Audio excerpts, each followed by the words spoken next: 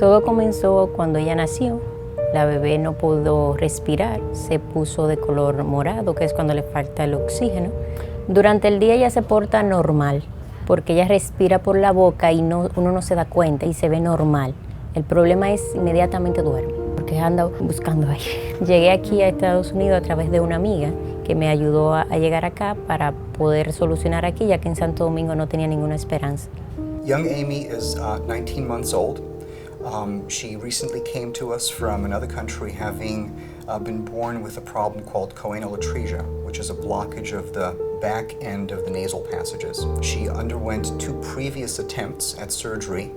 Both have failed with significant amount of scarring and with some complications. Le hicieron la cirugía y luego ella duró 2 meses con los tubitos puestos, pero cuando se lo quitaron, se los retiraron, no respiró, solo respiró por media hora. Previous surgeries have addressed some of the bone, but unfortunately the soft tissue has scarred down, and the current scar that we're dealing with is actually worse than the starting point of her choanal atresia.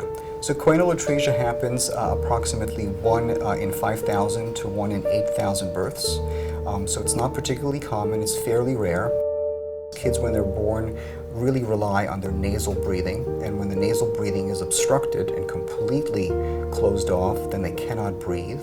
Oftentimes that'll startle them, they'll cry, and by crying, they'll open their mouth, and that generally relieves the obstruction because now they can breathe with their mouth open. La experiencia como madre ha sido muy dura, porque he tenido mucho trasnoche vigilándola, que no se asfixie, que no le falte el aire.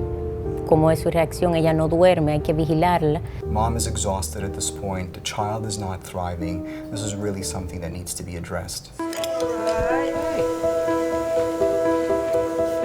Today's surgery will be done endoscopically, so everything we're doing will be on video monitors with endoscopes through the nose without an incision in the mouth or elsewhere. Él me explicó que le iba a hacer con mucho cuidado la cirugía. We're going to gently try to shave away, potentially laser away, some of the scar tissue that has collected. We're also going to take down some additional bone that has not been taken down before that's causing some obstruction and try to create as large of an opening as possible. We're also going to put in a stent that is going to keep things open. The effect of opening up her nose will only be as good as our ability to keep that stent open. She should be able to go home from the hospital within about a day's time. Él es un doctor muy amable, siempre me ha dicho la realidad del caso y tengo todas las esperanzas en él, que sus manos ya sean las definitivas en el caso de Amy. I have a natural affinity for kids.